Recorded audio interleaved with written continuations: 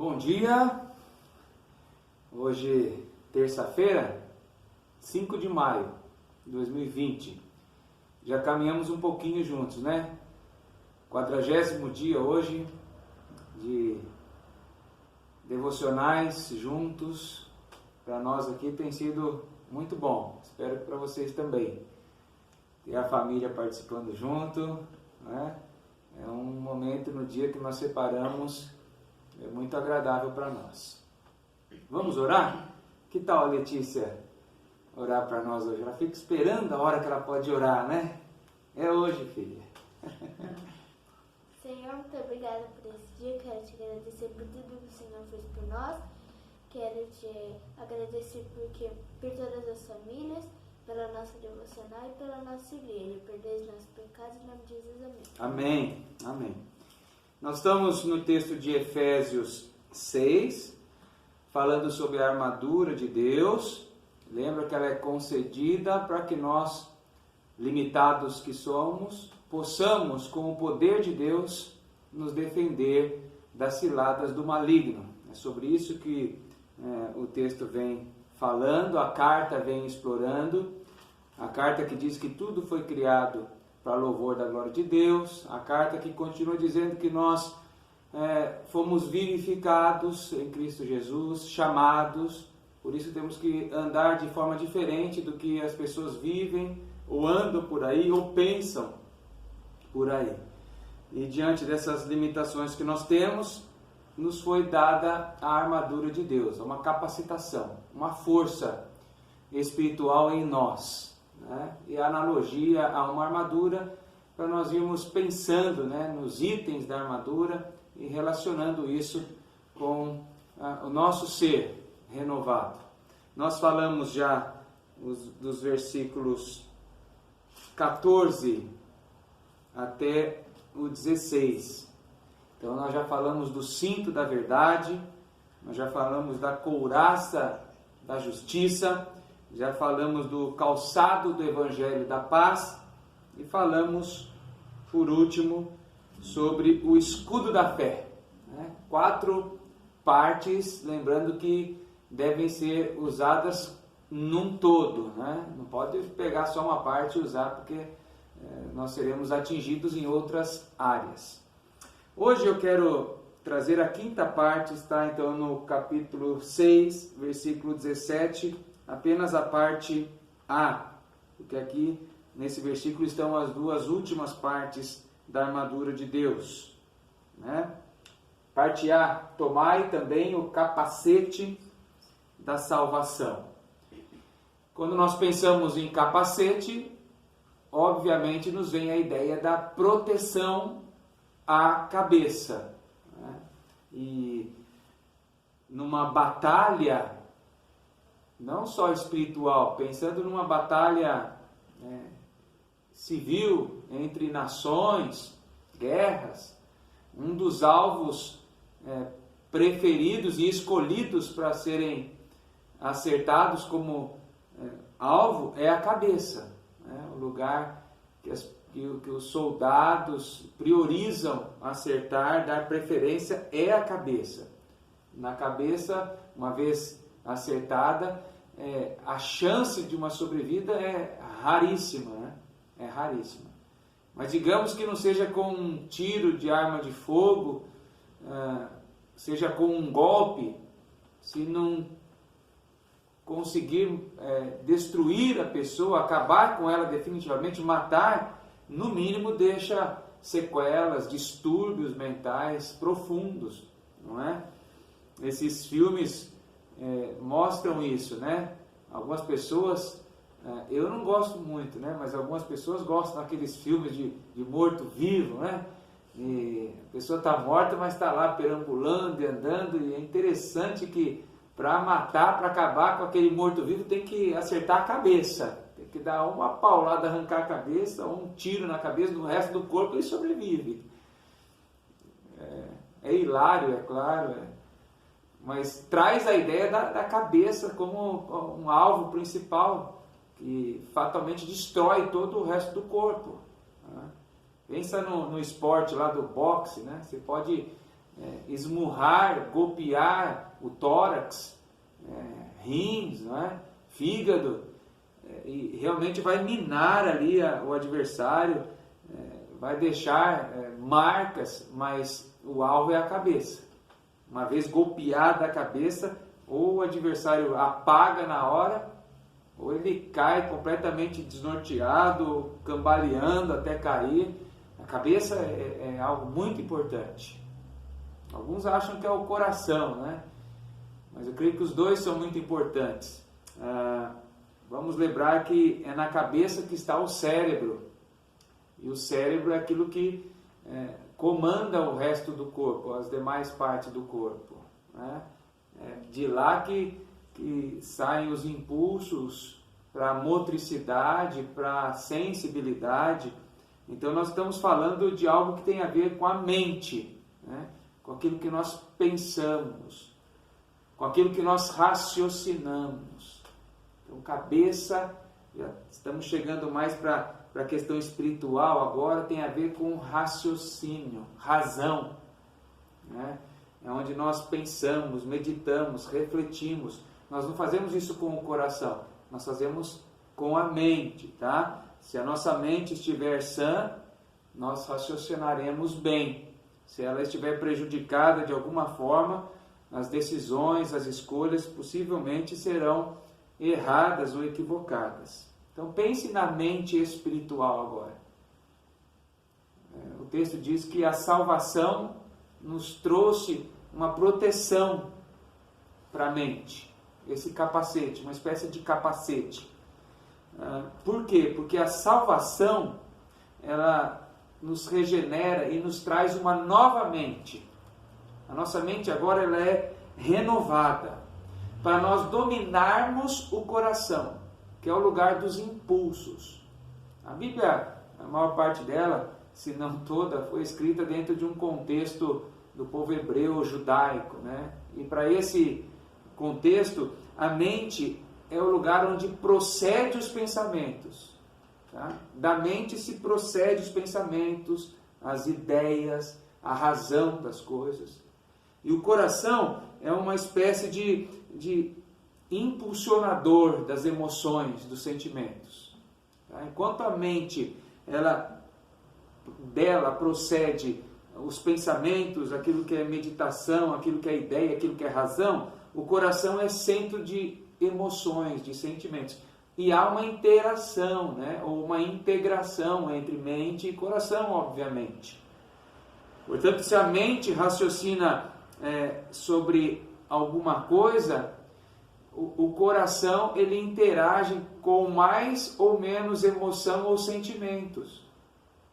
É por isso que as pessoas que trabalham em algo que elas conseguem raciocinar e trabalhar bem, ou melhor, onde elas melhores trabalham, são nos lugares em que os sentimentos e as emoções fluem junto, o coração coopera com isso. Quando a pessoa está bem, sentimental ou emocionalmente, e trabalhando naquilo que gosta, tudo coopera. Mas também existem situações onde você está num local de trabalho que você sabe exercer aquele trabalho, mas por causa do impulso do coração, por sentimentos, por emoções que não estão harmonizando, você acaba deixando o trabalho e indo fazer outra coisa. Então, lembre que mente é o lugar onde procedem os pensamentos, as ideias, a razão. E o coração é o centro das emoções, o que impulsiona ou não a razão, a nossa mente. Paulo aos Romanos diz no capítulo 12 uma coisa interessante sobre isso, sobre esse relacionamento entre emoção e razão, entre mente e coração. Romanos capítulo 12, aquele famoso texto. Se tem um texto que alguém sabe de Romanos, está aqui. Romanos 12, versículos 1 e 2. Diz assim: rogo-vos. Primeiro versículo 2, eu vou inverter para a gente entender melhor. Romanos 12, eu ia ler o 1 e o 2, mas vou inverter, vou ler o 2 primeiro. Tá? E não vos conformeis com este século, mas transformai-vos pelo quê? Pela renovação da vossa mente. Então a nossa mente está renovada. Aí, já glorificada? Não. Mas Deus já nos dá um entendimento espiritual, mental, diferente dos ímpios. Ela já é renovada. E porque essa mente é renovada, então, eu tenho capacidade de dominar o meu coração, o meu corpo. Por isso que ele começa dizendo: rogo-vos, pois, irmãos, versículo 1, pelas misericórdias de Deus, que apresenteis o vosso corpo. Eu poderia colocar aí, o vosso coração, né? Por sacrifício vivo, santo. Lógico que o corpo aqui é todo o ser, mas eu posso entender aí o corpo como o coração diferenciado da mente, né? Apresenteis o vosso corpo, o vosso coração, como sacrifício vivo, santo e agradável a Deus, que é o vosso culto, o culto da razão. Por que é o culto da razão, o culto racional? Porque a minha mente já é renovada. Então eu consigo apresentar, eu consigo dominar meu corpo. Se eu quiser, eu consigo. Eu consigo dominar meu corpo, todo o meu ser, para cultuar com a razão, com a mente. Aí sim, versículo 2, e não me conformar com este século, com o sistema que a sociedade vive hoje, mas transformar através, porque eu já tenho a renovação da minha mente. Entendeu como Paulo traz aqui essa questão mente e coração? Agora, só para ratificar então, né? A minha mente está renovada, não está ainda glorificada, mas já está renovada, já é diferenciada. Senão seríamos como os ímpios, pensaríamos sempre a mesma coisa, acharíamos que está tudo certo. Mas ela já é diferenciada, o que me dá o poder espiritual, não meu, poder espiritual, de governar o meu corpo e apresentar esse corpo como sacrifício vivo, santo e agradável a Deus. Que se torna então um culto da razão, um culto da mente, tá? Um culto racional. Daí então a analogia de salvação, porque a salvação me traz isso. A salvação me trouxe a renovação da mente. E aí a analogia do capacete que protege então essa mente que está renovada, ela está protegida pelo capacete da salvação, para eu decidir agora com essa mente renovada e não com o coração que a Bíblia diz que é enganoso, mais que todas as coisas e desesperadamente corrupto. Então por isso que a proteção do capacete da salvação é um capacete para a cabeça, porque com a mente eu controlo o meu coração. Eu não posso deixar que o coração controle a mente. A mente vai controlar o coração. Eles vão interagir, mas a mente, a razão tem que dominar. É por isso que num culto, muitas igrejas, os cultos, a emoção supera a razão. As pessoas saem de si, entram em transe espiritual, dizem que é transe espiritual. Mas no culto há a emoção também, obviamente, porque elas estão interagindo mente e coração, mas a razão tem que controlar esse coração. Para isso, em se tratando de coisas espirituais, enciladas do inimigo, nós temos a capacitação, então, o capacete para dominar esse coração, que a Bíblia fala que é enganoso. Que Deus nos abençoe e que isso sirva para nós pensarmos nas ciladas. Nós sabemos o que conseguimos, né? Nós que temos o capacete da salvação, nós conseguimos dominar o coração, quando queremos. Tomara que sempre que isso for prejuízo para nós, para a igreja de Jesus, nós possamos ter em mente que é possível sim. Ninguém pode dizer que não é possível.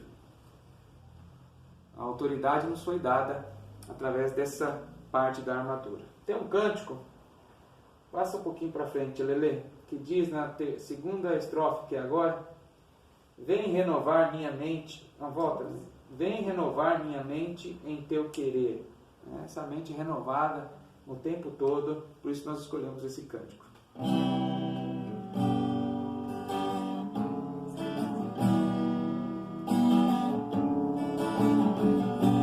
Senhor, eis-me aqui, vem transformar meu ser no fluir da graça.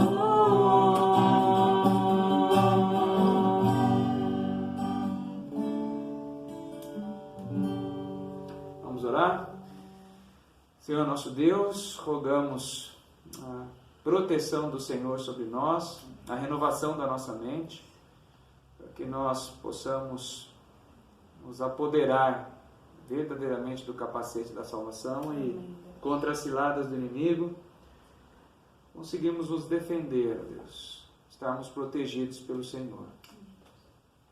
Ajuda-nos a